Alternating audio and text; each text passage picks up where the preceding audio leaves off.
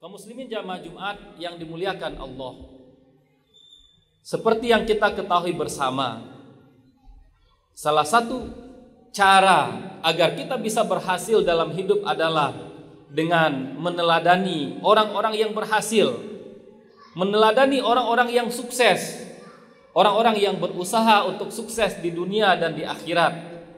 Sebelumnya kita pernah berusaha mencari dan mengambil inspirasi dari sahabat Nabi Abu Bakar. Insya Allah pada kesempatan kali ini kita coba mengambil inspirasi, mengambil keteladanan dari sahabat Nabi lain, yaitu sahabat Umar bin Khattab. Kita semua sering mendengar salah satu pepatah Arab yang sangat populer mengatakan, "Tashabbahu bil kirami fa illam takunu mislahum, fa inna tashabbuha bil kirami falah." Berusahalah untuk meniru, berusahalah untuk meneladani orang-orang yang mulia, orang-orang sukses, orang-orang berhasil, meskipun kalian belum bisa seperti mereka. Karena dalam upaya meneladani, dalam upaya meniru orang-orang berhasil dan orang-orang sukses, falahun, ada keberuntungan, ada jalan menuju keberhasilan. Maka dalam rangka ini kita akan coba menggali beberapa pelajaran, mencari beberapa inspirasi dari kepribadian Sayyidina Umar bin Khattab. Seperti yang kita ketahui bersama bahwa kisah masuk Islamnya Sayyidina Umar adalah kisah yang sangat menarik. Kenapa tidak? Kita bayangkan Umar sebelum masuk Islam begitu benci dengan Islam, benci kepada setiap orang yang masuk Islam. Karena kebenciannya kepada Islam, kebenciannya kepada Nabi sebagai pembawa risalah, Umar punya keinginan membunuh Nabi. Maka dihunus pedang sepanjang jalan, bertanya kepada orang, "Di mana Muhammad? Di mana Muhammad? Saya ingin membunuh Muhammad." Tiba-tiba di tengah perjalanan bertemu dengan seseorang, "Wahai Umar, engkau hendak kemana?" Kata Umar, "Saya hendak membunuh Muhammad." Apa kata orang ini? "Apakah engkau tidak malu? Engkau berencana ingin membunuh Muhammad, sementara adik kandung engkau sendiri, adik perempuan engkau juga telah berpindah ke agama Islam yang dibawa oleh Muhammad." Umar kaget, tidak tahu kalau ternyata adiknya sudah meninggalkan agama nenek moyang, beralih kepada agama Islam, risalah yang penuh rahmat bagi alam semesta yang dibawa oleh Nabi SAW. Maka diurungkan niat untuk membunuh Nabi, langsung datang ke rumah adiknya. Pas ketika sampai di pintu rumah adiknya, Umar mendengar ternyata di dalam ada orang yang sedang membaca sesuatu yang sebelumnya belum pernah didengar oleh Umar. Umar dalam keadaan marah masuk ke dalam rumah, kemudian merebut lembaran yang sedang dibaca dan dipelajari oleh adik dan istrinya. Umar bertanya, "Apa yang kalian baca ini?" Kata adiknya, "Ini suhuf, ini wahyu yang diturunkan oleh Allah kepada Nabi." "Saya ingin baca," kata Umar. Kata adiknya, "Engkau tidak boleh baca, engkau sedang dalam keadaan tidak suci. Mandi dan berwuduklah engkau, baru boleh baca." Di sini terjadi keajaiban. Umar yang dalam keadaan marah ketika disuruh oleh adiknya, "Engkau enggak boleh baca ini karena tidak dalam keadaan suci. Berwuduklah terlebih dahulu, mandilah terlebih dahulu." Umar menurut, berwuduk, mandi. Setelah itu Umar kembali dan dilihat ternyata di lembaran itu adalah awal-awal dari surat Toha. Toha, ma anzalna alaikal qur'ana litashqa illa tazkiratan liman yakhsha. Toha, kata Allah, tidaklah kami turunkan Al-Quran agar kalian menjadi celaka, agar kalian menjadi binasa, agar kalian mengalami kesulitan. Bukan untuk itu Al-Quran diturunkan, kata Allah. Langsung tersentuh hati Umar. Sampai di salah satu ayat di surat Toha, "Innani anallahu la ilaha illa ana fa'budni wa aqimis salata li dzikri." Kata Allah, "Saya adalah Allah, sembah saya dan dirikan solat untuk mengingat saya." Hati Umar langsung tersentuh dan bertanya kepada adiknya, di mana saya bisa bertemu dengan Nabi. Bukan lagi ingin membunuh Nabi, tapi mencari Nabi, ingin menyatakan keislaman. Ini sekilas tentang keislaman Umar, luar biasa. Seseorang yang punya niat awal ingin membunuh pembawa risalah, yang begitu besar kebenciannya kepada Nabi sebagai pembawa risalah, tetapi hanya karena membaca beberapa ayat Al-Quran, hatinya langsung tersentuh, langsung ingin masuk Islam. Seperti itulah hidayah yang diberikan oleh Allah. Dan ini juga tidak bisa dilepaskan dari salah satu doa Nabi SAW. Nabi sebelum-sebelumnya pernah berdoa kepada Allah, "Ya Allah, muliakanlah Islam dari salah satu di antara dua laki-laki yang engkau cintai, Amr bin Hisham, Abu Jahal, atau Umar bin Khattab." Dan ternyata yang dipilih oleh Allah adalah Umar bin Khattab. Berkah dari doa Nabi SAW. Kaum muslimin jamaah Jumat yang dimuliakan oleh Allah, kalau kita baca lagi hadis-hadis Nabi, banyak hadis-hadis Nabi yang memuji tentang kemuliaan Umar, hadis-hadis yang berbicara tentang kelebihan Umar. Di antara hadis tersebut kata Nabi SAW, "Arhamu ummati bi ummati Abu Bakrin wa asyadduhum fi dinillahi Umar." Umatku, kata Nabi, yang paling besar jiwa kasih sayangnya kepada umatku yang lain adalah Abu Bakar. Sedangkan umatku yang paling komitmen untuk memperjuangkan agama adalah Umar. Pujian dari Nabi. Dalam hadis yang lain juga dikatakan oleh Nabi, "Wahai Umar, setan takut kepada engkau. Jika engkau lewat di suatu jalan, setan akan mencari jalan yang lain." Kenapa demikian? Karena komitmen Umar tadi begitu besar kepada kebenaran. Pada kesempatan kali ini, kita coba sampaikan beberapa inspirasi yang bisa kita ambil dari kepribadian Sayyidina Umar bin Khattab. Inspirasi pertama adalah Umar seseorang yang memiliki jiwa ad-difa' anid-din, memiliki semangat yang tinggi untuk membela agama. Seperti yang kita sampaikan di awal tadi, sebelum beliau masuk Islam, di saat masih menjadi penyembah berhala, beliau pun membela agamanya.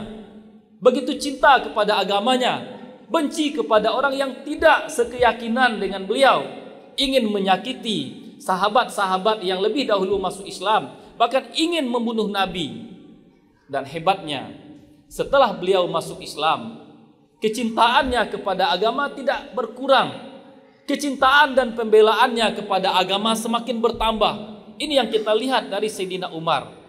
Coba kita lihat, di saat para sahabat Nabi masuk Islam secara rahasia, masuk Islam sembunyi-sembunyi, Umar tidak demikian. Beliau seorang yang pemberani. Beliau tidak malu-malu dengan akidah dan agama yang diyakininya. Di saat beliau sudah masuk Islam, beliau langsung datang ke pertemuan orang-orang Quraisy. Datang ke mereka, "Wahai orang-orang Quraisy, dengarkanlah baik-baik oleh kalian, saksikanlah oleh kalian bahwa saya Umar bin Khattab sudah meninggalkan agama kalian. Saya murtad dari agama kalian. Saya tidak lagi menjadi penyembah berhala. Saya bersaksi tiada Tuhan selain Allah. Saya bersaksi Muhammad adalah utusan Allah." Langsung datang ke tempat pertemuan orang-orang Quraisy dengan pede, dengan bangga menyatakan kalau beliau sudah memilih Islam sebagai agamanya. Dan seperti yang kita ketahui, tentu orang-orang Quraisy marah kepada beliau, langsung dipukuli, langsung dikeroyok. Dan Abi Jahal itu adalah pamannya, langsung diberikan suaka, langsung diberikan perlindungan oleh pamannya. Jangan kalian ganggu Umar. Tapi yang lebih dahsyat lagi, di saat Umar melihat saudara-saudaranya yang seakidah dipukuli, disakiti oleh orang-orang Quraisy, sementara dia mendapatkan perlindungan, mendapatkan suaka dari pamannya, beliau mendatangi pamannya, "Wahai paman, perlindungan engkau saya kembalikan. Saya ucapkan terima kasih karena telah melindungi saya. Tapi perlindungan ini terpaksa saya kembalikan. Saya tidak tega di saat saya mendapatkan perlindungan, sementara saudara-saudara saya disakiti dan dipukuli. Saya ingin merasakan apa juga yang dirasakan oleh saudara-saudara saya. Ini yang pertama. Beliau memiliki semangat yang begitu tinggi dalam membela agama, membela akidah, pede dan bangga dengan agama yang diyakininya. Pelajaran yang kedua yang juga luar biasa dari Sayyidina Umar, syiddatuhu fil haq.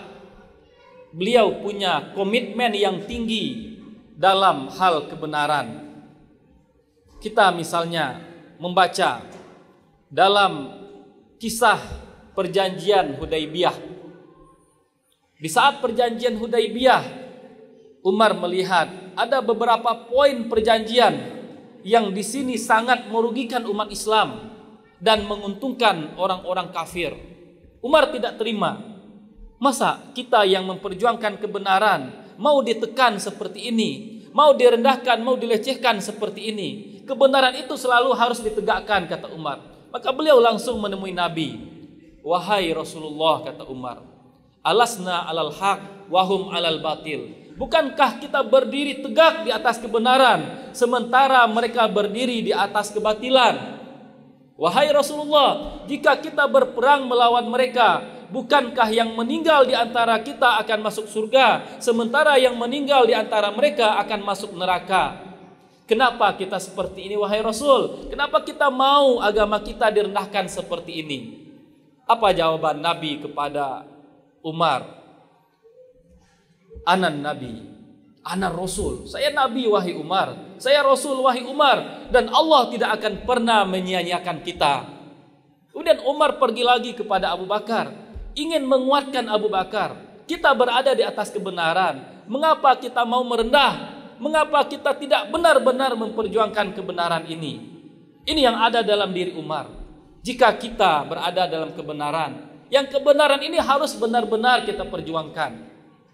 Pelajaran kedua, memiliki komitmen yang besar terhadap kebenaran, berusaha benar-benar dalam memperjuangkan kebenaran. Pelajaran ketiga dari Sayyidina Umar adalah al-khudu' lil qiyadah. Beliau seseorang yang patuh kepada pemimpin, meskipun pendapat pemimpin tadi berbeda dengan pendapat beliau. Seperti yang kita lihat di poin kedua, beliau melihat perjanjian Hudaibiyah ini merugikan umat Islam. Poin-poinnya lebih menguntungkan orang-orang Quraisy. Tapi Nabi mengatakan kepada Umar, wahai Umar, saya adalah Rasul Allah. Saya adalah Nabi. Dan Allah tidak mungkin menyia-nyiakan kita. Allah tidak akan mungkin meninggalkan kita. Tidak mungkin kebenaran dibiarkan kalah oleh Allah. Itu yang disampaikan oleh Nabi. Nabi ingin memberikan isyarat kepada Umar. Kita terima keputusan ini. Kita terima perjanjian ini. Akhirnya, meskipun Umar sejatinya ingin kita melawan orang-orang Quraisy, tidak menerima perjanjian ini, tapi karena sudah turun perintah dari Nabi, kita harus terima poin-poin ini. Perjanjian ini harus kita laksanakan. Apa yang dilakukan oleh Umar? Dengan lapang hati, dengan senang hati, meskipun pendapat Nabi tidak sesuai dengan pendapat beliau, karena ini sudah diputuskan oleh pemimpin, beliau ikut dengan pendapat Nabi. Kita lihat lagi dalam kisah lain, ketika terjadi di zaman Abu Bakar, banyak orang-orang murtad, banyak orang yang sebelumnya bayar zakat, kemudian mereka tidak membayar zakat. Maka Abu Bakar memutuskan, kita memerangi orang-orang yang tidak bayar zakat.